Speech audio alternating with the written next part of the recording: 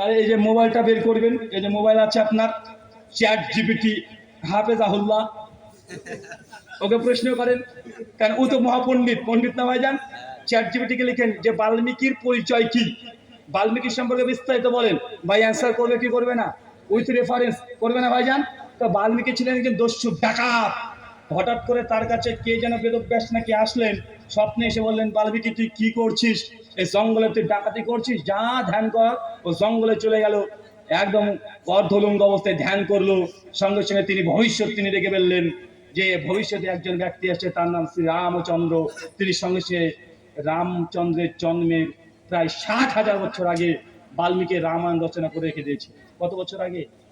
60,000 বছর আগে রাম এসেছেন ত্রেতা যুগে। ত্রেতা যুগ মানে এটা হচ্ছে কলিযুগ, মানে কলিযুগ, মানে আজ থেকে প্রায় 7,000 বছর আগে। কত বছর আগে? 7,000 বছর আগে রামচন্দ্র তিনি দুনিয়াতে জন্মগ্রহণ করেছেন। কিন্তু দাদারা আবার বলছে বাবরি মসজিদ নাকি বাবরের সময় রাম জন্মগ্রহণ উপরেই করেছে। মানে বুঝতে পারলেন না মনে হয়। রাম জন্মেছে কত বছর আগে? কত বছর আগে? 7,000 বছর আগে। বাল্মীকি রামায়ণ রচনা করেছে কবে? প্রায় 7,000 বছর আগে। এখন বলেন তো ভাইজান, হিসাবে তো মিলে না। রাম জন্মেছে ত্রেতা যুগে, ত্রেতা যুগে বাবরকে কিভাবে পেয়ে গেল রে ভাই? বাবর তো কলিযুগের মানুষ, মাত্র 400 বছর আগেকার মানুষ, তাই না ভাইজান?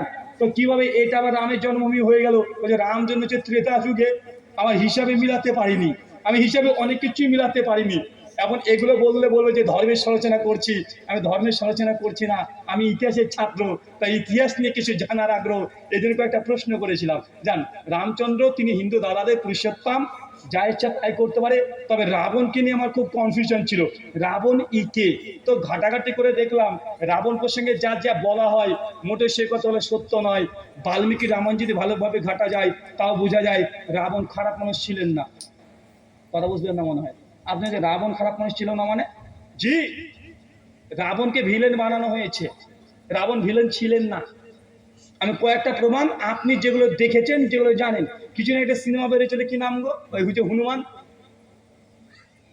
আরে ছেলেরা জানে, বলতে যাচ্ছে না। এই আদিপুরুষ না কি ছিল না রে ভাই, একদম সুপার ডুপার ফ্লপ হয়ে গেল। হ্যাঁ, আরে আমরা সিনেমা দেখিনি রে ভাই, সোশ্যাল মিডিয়ার যুগ। ওই মোবাইলে মানে ব্রাউজিং করতে করতে ওইগুলি সামনে চলে আসে। তো যারা মোটামুটি ছোটবেলাতেও রামায়ণ দেখেছেন, আর আমরা ইন্ডিয়ান সেই হিসাবে আমরা রামায়ণের গল্প মোটামুটি সকলে জানি, জানি না ভাইজান? আচ্ছা বলেন তো, রাবণ যখন সীতা দেবীকে হরণ করে নিয়ে চলে যায় লঙ্কাতে, কোথায়? লঙ্কা। লঙ্কা কিসের তৈরি? আরে বলেন কিসের তৈরি? সোনার তৈরি।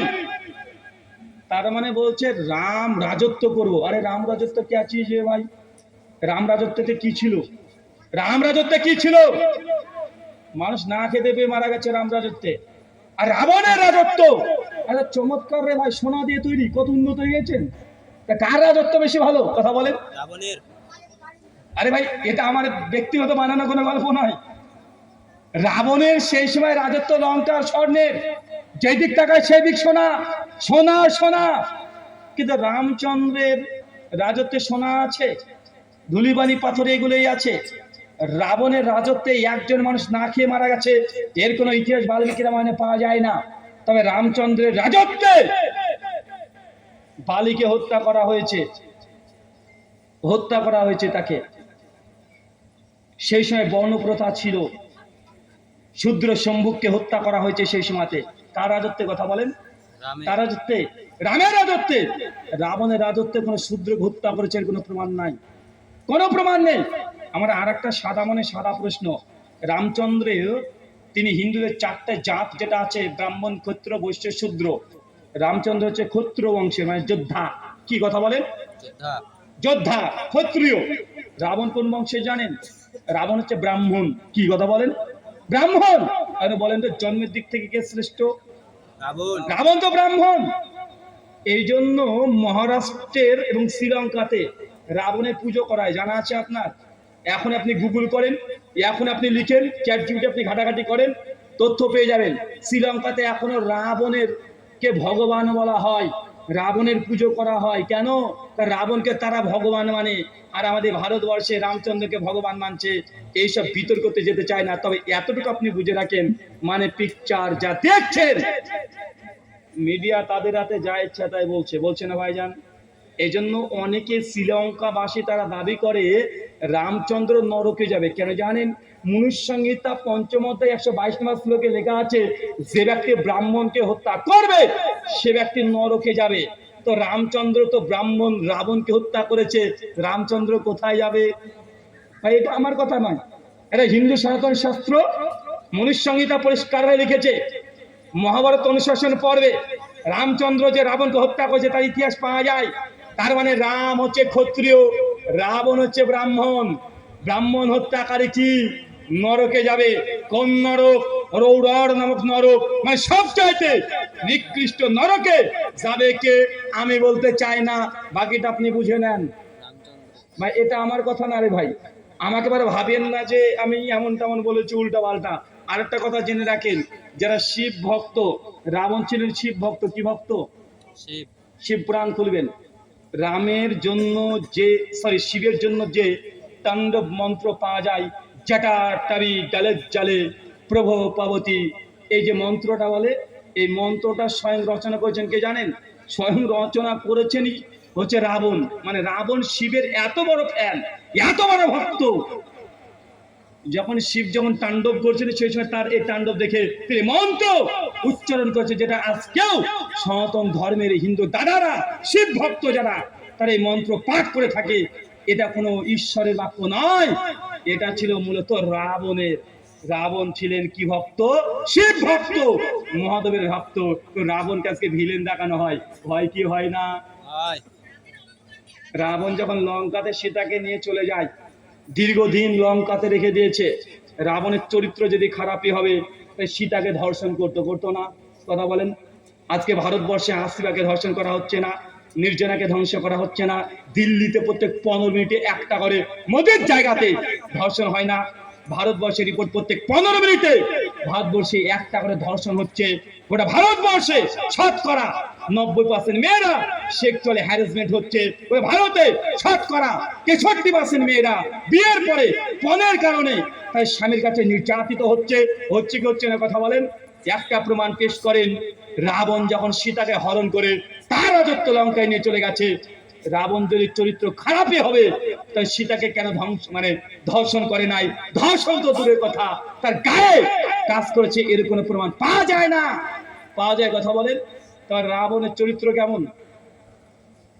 চরিত্র খারাপ বলবেন ভাই? চরিত্র খারাপ বলে কি করতেন কথা বলেন? ভাই আমি ইতিহাসের ছাত্র, আমি ধর্মের ছাত্র না। রামায়ণ এটা কোনো ধর্মের বই নয়, এটা মহাকাব্য।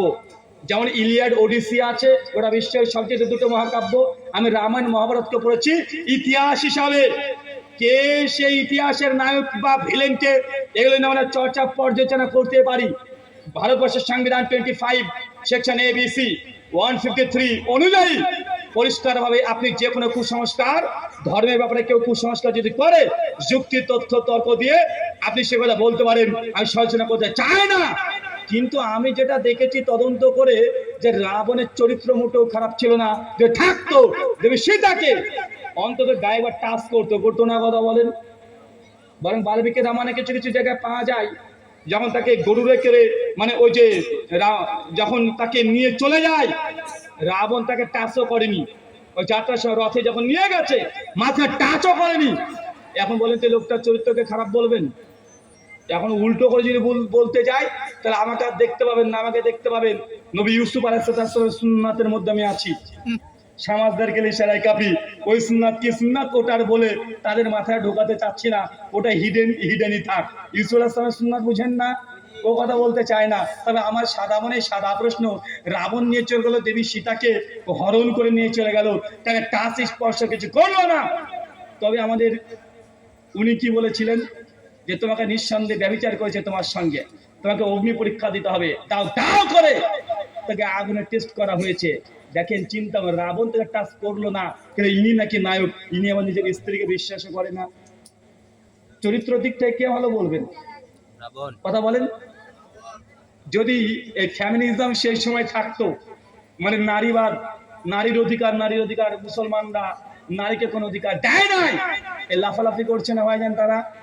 অথচ দেখো তুমি যা স্লোগান দাও, উনি নারীকে কি অধিকার দিয়েছে?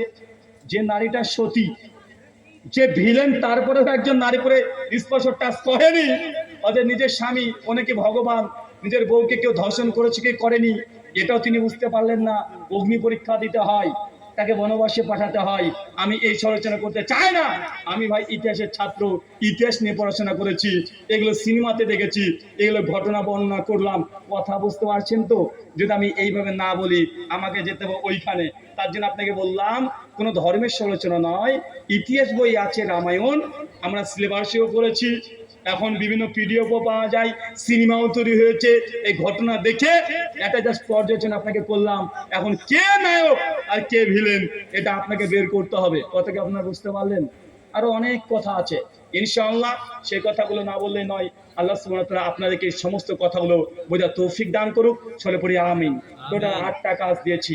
1, আল্লাহর ইবাদত, শিরিক করা যাবে না। 2, প্রতিদিন 5 ওয়াক্ত সালাত। 3, রমাদান মাস এসেছে, চলে গেছে, পূর্ণ রমাদানের সিয়াম। 4, সামর্থ্য থাকলে হজ। 5, সামর্থ্য থাকলে যাকাত। 6, সবসময় হালাল গ্রহণ করবেন, হারামকে বর্জন করবেন। 6, প্রতিদিন তওবা ইস্তেগফার পাঠ করবেন। আর পয়েন্ট নাম্বার 8, গোনা যদি আপনার দ্বারা হয়ে যায়, জিন্দেগিতে দুনিয়ার কোনো মানুষের সঙ্গে শেয়ার করবেন না। আল্লাহকে ডাইরেক্ট বলবেন আপনার গোনা আপনার মধ্যে থাক, দুনিয়াতে আল্লাহ তাআলা আপনার গোনাকে ক্ষমা করে দিবে, ঢেকে রাখবে। আপনি গোনা করে বলছেন যে ভাইজান ওই যে মেয়েটার সঙ্গে বলছিলাম না কয়দিন ধরে আমার চলছিল, তুলে নিয়েছি, এটা গিয়েছিলাম হাজার দুয়ারিতে, মতিঝিলে নিয়েছি, দেখ দেখ দেখ এটা ভিডিও দেখ, একদম যা করার করে দিয়েছি, এই করেছি ওই করেছি। আবার বলছে কিরে তোর কয়টা গার্লফ্রেন্ড আছে? আমার 4টে রে। রে 4টে? আর আমার তো 11টা চলছে। মানে ভাব নিচ্ছে ভাই, আছে না না কথা বলেন। মানে গোনা করেছে প্রকাশ্যে মাসেও বলে বেড়াচ্ছে। তারা এই ধরনের গোনা করে প্রকাশ্যে বলে বেড়ায়, তার দুনিয়াতেও একদিন অপমানিত, লাঞ্ছিত হবে। আর পরকালে তো আল্লাহ তার গোনাকে পরিষ্কার সবার সামনে উন্মুক্ত করে দিবে। আর তাদের দ্বারা গোনা হয়ে গেছে, আল্লাহ কাছে ক্ষমা চেয়ে নিয়েছে, মানুষকে বলে নাই, তার গোনা দুনিয়াতে আল্লাহ প্রচার করবেন না, আল্লাহ গোপন রাখবে, পরকালে গোপন রেখে আপনার গুনাহকে আল্লাহ ক্ষমা করে দিবেন। আল্লাহ সুবহানাহু ওয়া তাআলা আমাদের যাবতীয় ত্রুটি বিচ্যুতি গোনা পাপ অন্যায় তুমি ক্ষমা করে দাও, সকলে বলি আমিন। আর পূর্বে যতগুলো গুনাহ করেছে আল্লাহ সুবহানাহু ওয়া তাআলা তুমি ক্ষমা করো, চলে পড়ি আমিন। এই বলে আজকের মতো আলোচনা শেষ করলাম। ওয়ামা আলাইনা ইল্লাল বালাগ। সুবহানাকা আল্লাহুম্মা ওয়া বিহামদিক ওয়া আশহাদু আল্লা ইলাহা ইল্লা আনতা আস্তাগফিরুকা ওয়া আতুবু ইলাইক। আসসালামু আলাইকুম ওয়া রাহমাতুল্লাহি ওয়া বারাকাতুহু।